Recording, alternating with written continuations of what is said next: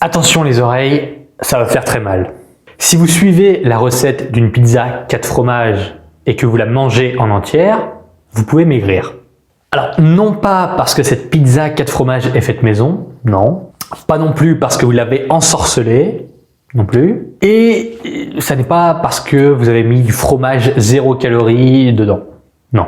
En fait la réponse c'est que vous pouvez manger une pizza 4 fromages faite maison tout entière et quand même maigrir parce qu'aucune recette ne fait maigrir ou grossir. Si la pizza maison que vous avez réalisée fait 1200 calories, bon, c'est la moyenne, et donc que vous la mangez tout entière, mais que c'est votre unique repas de la journée, eh bien je ne vais pas trop me mouiller en disant que la pizza vous a fait maigrir. 1200 calories par jour, si vous mangez seulement cette pizza qui fait 1200 calories, vous allez être en déficit calorique, vous allez maigrir en mangeant de la pizza.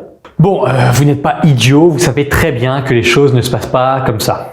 N'empêche que vous devez quand même voir là où je veux en venir.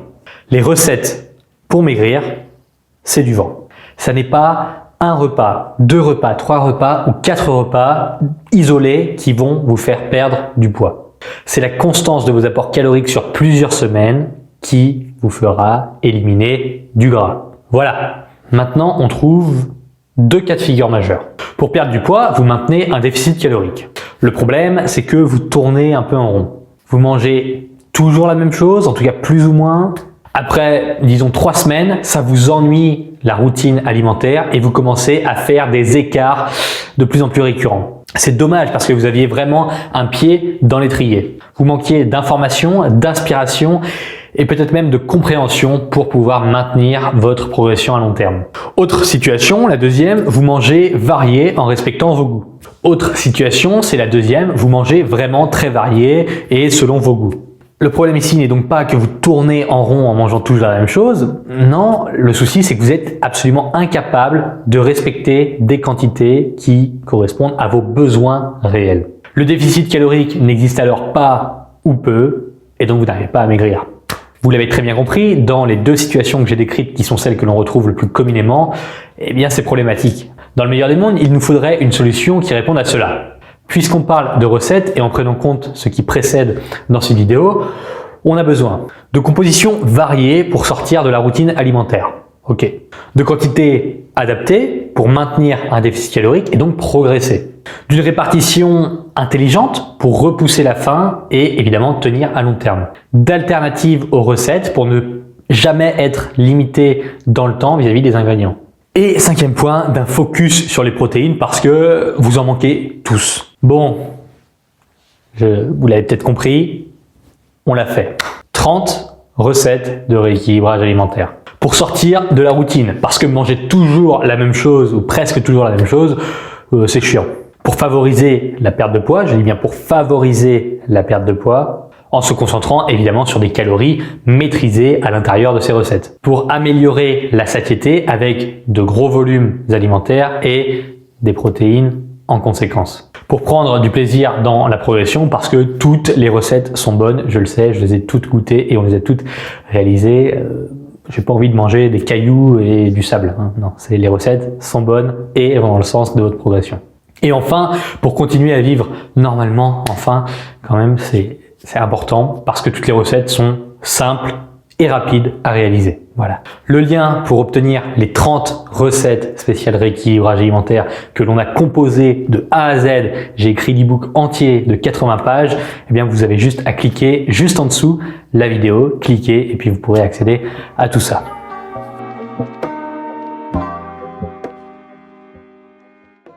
Bon, continuons un peu dans cette vidéo. Les bouquins de recettes classiques, c'est top, c'est génial. Non, vraiment, je rigole pas, c'est vraiment bien. Pour faire des préparations élaborées, avec des ingrédients qui sont originaux. Pour cuisiner pendant un long moment, un bon petit plat qui aura nécessité beaucoup d'investissement. Franchement, les livres de recettes classiques, c'est parfait pour les repas du dimanche midi si vous avez envie de consacrer 2-3 heures à la cuisine pour faire vraiment un beau petit plat qui change du tout au tout par rapport à l'habitude. Voilà. Sauf que pour le quotidien, c'est nul. Les calories sont toujours énormes, en tout cas sont très très souvent énormes parce qu'on a beaucoup de beurre, beaucoup de matières grasses, de la crème fraîche, souvent du fromage. Enfin, vous savez très bien que les recettes classiques, les recettes des livres élaborés sont très caloriques. En tout cas, si vous ne le saviez pas, je vous le dis, je vous le confirme. Le temps de préparation est trop long. Trop calorique pour le quotidien, trop long pour le quotidien. Les ingrédients ne sont pas assez communs et c'est trop sophistiqué. Il y a toujours, sur les livres de recettes classiques, je suis désolé, mais il y a toujours des listes d'ingrédients avec 15, 20 ingrédients. C'est trop pour le quotidien. Et les protéines ne sont pas suffisamment là parce que c'est pas l'objectif finalement. L'objectif des livres de recettes classiques, c'est tout ce qu'on a vu juste avant, c'est de vous faire sortir vraiment de faire des belles préparations, des repas élaborés qui prennent du temps. Mais c'est pas de focaliser sur les protéines. Donc, c'est pas fait pour perdre du poids. Et c'est exactement pour ça qu'on a créé l'e-book recette spéciale rééquilibrage alimentaire. Parce que vous avez un vrai problème, celui de sortir de la routine, celui d'avoir des plats qui changent, celui de vous concentrer sur les protéines et sur les calories, mais il n'y avait pas de solution en face. Parce que le vrai problème ne trouvait pas sa solution dans les livres de recettes classiques. Non, ça n'existait pas, ça marchait pas. J'en ai marre de tourner en rond. Mais les livres de recettes classiques sont inadaptés à ma perte de poids. Résultat, je suis bloqué. Et c'est pas la peine de me parler des livres de recettes spéciales healthy food. Non. Personne ne veut confectionner la recette d'un pain au chocolat allégé ou une pizza sans pâte que vous retrouvez dans les livres healthy food. Non, ça n'existe pas. Personne ne veut faire ça.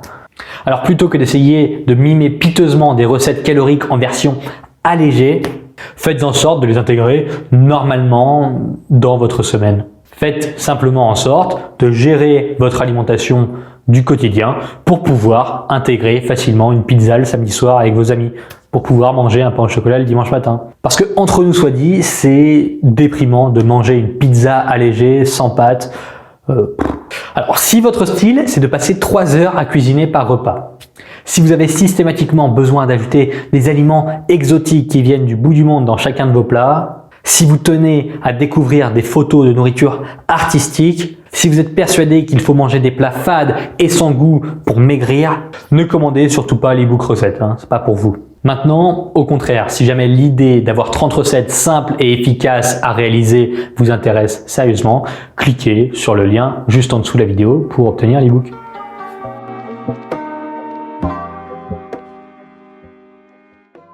Ça n'est pas quelque chose de magique. Ça va, vous finissez par connaître ma tête et mon discours, même si là j'ai pas de cheveux, c'est la même personne. Cet e-book, les recettes sont simplement basées sur de la logique, comme d'habitude ici. Il n'est pas question de manger des plats sans goût, fades pour perdre du gras, non. L'idée, c'est de mêler plaisir gustatif et progression physique ensemble, en se concentrant sur 5 points principaux dans chacune des recettes de l'e-book.